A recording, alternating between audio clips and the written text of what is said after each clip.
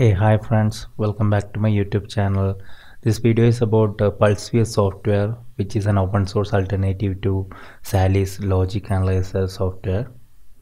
Main advantage of PulseView is that it is open source and it can be easily downloaded from its website, and it works with Saleae's cloned devices as well. No need to use original hardware. For downloading, you come to Google and search for PulseView, and you'll see this link. Open this. Here, if you check hardware support, you'll see all the supported hardware list. For downloading, go to downloads and download as per your OS requirement. I used PulseView 64-bit and Sigrok CLA 64-bit. This is also needed. This need to be installed to get all the required drivers for PulseView. So once you install PulseView, you need to download this, and you need to install this Sigrok CLA software also. So once you complete the installation successfully, you will see the PulseView icon in the desktop, or else you can go to start and you can expand your full app list. You will find a new Sigrok folder in your full apps. Inside this you will find PulseView software. You can open this. So this is the fresh PulseView window, and I haven't connected any device yet.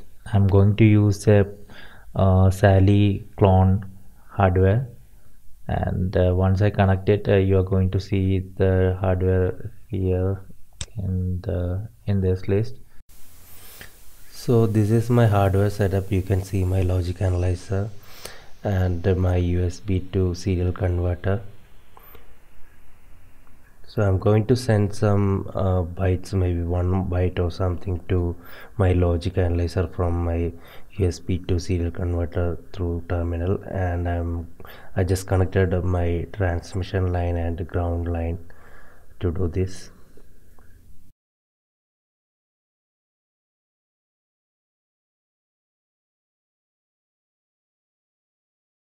So my logic analyzer hardware and my USB to serial converter is connected to my PC. If your software is open and your software is not detecting the hardware while connecting, you can close the software, PulseView software, and reopen it. I have closed my PulseView software and I'm going to reopen it. Here you can see the device is detected, and Saleae Logic device name you can see here. Now I am going to send some sample UART signal to the analyzer and get that data printed here. My data signal UART transmit line is connected to D0 line of this logic analyzer. So I'll scroll this little bit down, and I'll increase the print area of this D0 line. Now this is very narrow. We can increase this size. Click here and just add some extra pixels here. I usually use 90 something or 80. That will work fine. And I'll set this sampling frequency to 2 megahertz, and samples to some 100 million samples, so that we'll get around 1 minute of time capture time. I'll explain these values, why these are taken this way. I will explain you later. Now I will send the data and get it printed here. So now for sending your data, I'm going to use Hercules software. Hercules is a standalone software, and you don't have to install it. It will you can directly double click exe and run it. I'm going to use the serial tab, and COM port 9 is the port where my USB to serial converter is connected, so I don't have to change it. And I'm going to use 115200 baud rate. Other settings are So, okay, I'm not going to change them. I'm going to use the default. Now with the correct COM port selected, I'm going to open the connection. So connection is opened. Now I have some preset values here to send.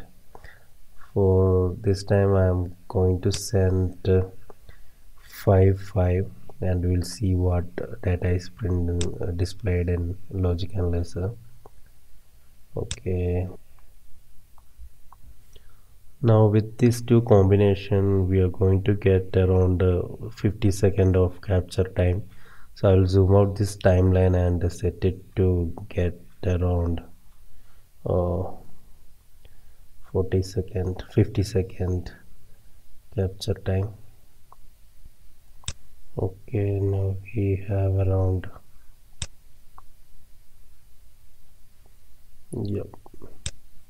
0 to 50-second capture time here. 0 to 50-second. Now I'll click this run button to start capturing, and I'll send the data. Here you can see the timeline, this started running.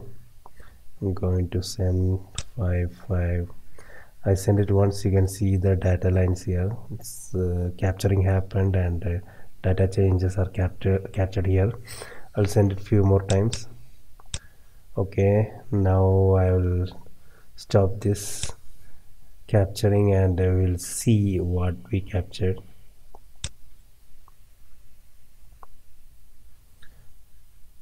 I've stopped capturing. I will zoom in and see the data. Here you can see it should be 010101 that way, because we sent a 55 hex value. For a clear understanding, we can add a protocol debugger. That is that option is available in PulseView. So I'll add the protocol debugger here. Click this add protocol decoder option and go to embedded industrial option, then double click this UART. You can see this UART decoder line is added. Now just bring it in the top. Now you need to set this up.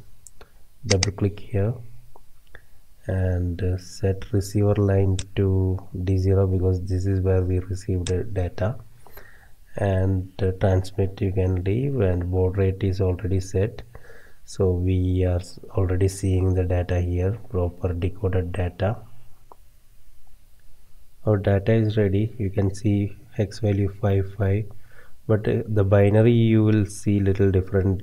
This is 1010, which is AA.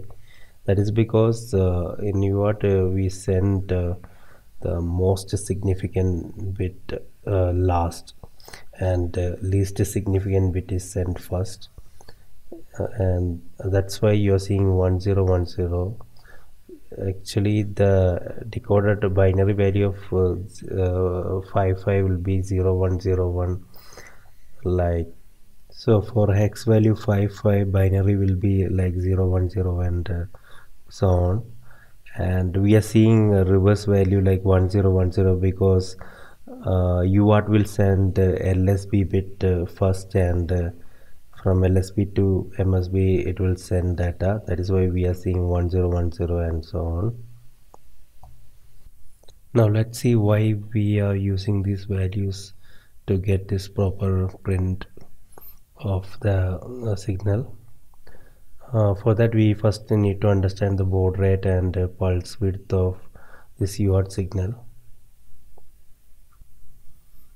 We know that our baud rate is 115200. That means we are sending 115200 bits per second through UART, and to get time duration of 1 bit, that is the width of that bit, one single bit, we need to divide 1 by 115200. That will give us the time period of one bit in our communication, and that you can see that value calculation will be like this, and the value we will get 8.7 microsecond. We can verify that in this signal. Here if you scroll in and if you check the distance between time duration between these two values, you'll see that value.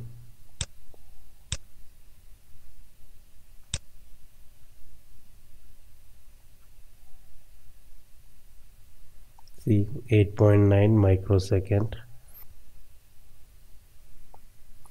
8.9 microsecond is close to 8.7 microsecond. Here our placement is will not be proper. If you zoom in, you will see some gap.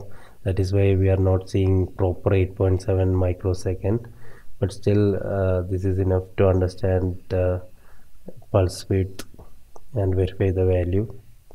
Now let's see how this sample value is calculated. For that I'll show you the calculation. We selected 2 megahertz sample frequency. That means we'll capture 2 megahertz samples per second. To know the time duration of one sample, we will divide 1 second by 2 megahertz. You can see the calculation here, and the value will be, the sample duration will be 0.5 microsecond. Here if you check distance between these two dots, that is our sampling time. That I will check. Using this we can verify that distance between these two samples. You can see this is around 500 nanosecond, which is 0.5 microsecond. So the sampling also calculated, sampling time. Now you might have understood why we have taken the sampling time, because we need to capture this many samples inside this one bit of your data. That's why we kept maximum samples, and total number of sample is decided by this number of samples. I have taken 100 million samples, and which is equivalent to 50 seconds. So we'll get, with these two combinations, we will get 50 seconds of samples. 50-second data is captured to the data line, I mean D0 line. So we saw how data can be captured runtime. Now we will see how to start a data capture in using a trigger. There is a feature called a trigger in PulseView. We can enable that for each input ports. Here we are using D0, so I'll click D0, and you can see here different trigger methods. That is low, high, transition from low to high, or high to low, or any transition like high to low or low to high. For demonstration purpose, I will set a trigger as high to low transition, and UART data, you might know the start signal is high to low transition in transmit line. So this will trigger our data. Before starting the capture, I will do one more thing. I will set this pre-trigger capture ratio to some 1%, and I will change this sample number also. I will decrease that to 500k samples. This is enough for us to see the entire data, because we are sending only around only 1 byte of data we are sending and receiving here. Now I will start running this PulseView, and this will not capture anything now, because we haven't sent anything. It did not receive any trigger, so it will require a high to low transition in D0 line to get a trigger and start the capture. Now I am going to send 5.5. Okay, you saw that as soon as it got that signal, it started capturing, and now it captured around 500k samples and it stopped. We will zoom in and we'll see check the data. Here you can see the data. I will add a protocol decoder to get more clarity. UART.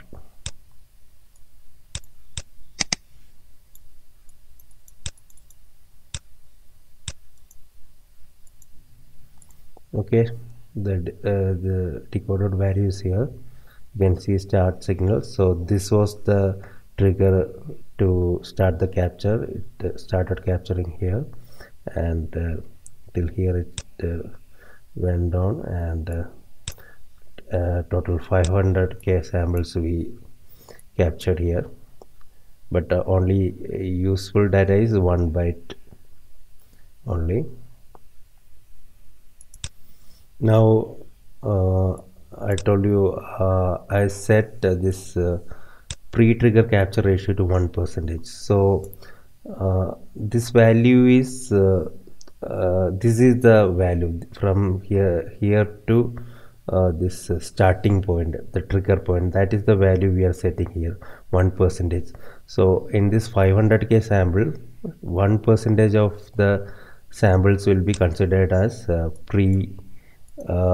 pre-capture area, pre-trigger area, and we'll have this many data samples also will be captured before starting the actual data plotting. Okay, so out of 500k samples, 10% is captured as pre-trigger. If you set it 0, you will not see these areas. It will start right from here, and will not see this high and low transition, and you'll just see this low, and it will go from here, and it will plot from this 0 and go like this, and you will not be able to see these high levels before the trigger. Now let's see how we set this frame limits. Frame limit is nothing but this capture, how many times you need to capture. Like if you set it to 2 or 3, it will capture 3 times. It will capture 3 triggers and you will get 3 different data. So now I set it to 3, and let's see how this will behave now. So our trigger is already set, that is high to low. Now I am going to send 3 different data, and since I set this frame limit to 3, I will have 3 different frames at 3 different triggers, because I am sending 3 different data now. I'll enable all these 3 and send the data. It is running now. I'll send 1. Okay, these are not ASCIIs, so okay, this is ASCII, this is not ASCII. 05. Okay, I will send these 3 ASCII values, 1, 2, 3. Now you saw 3 different frames got created. First one was this one.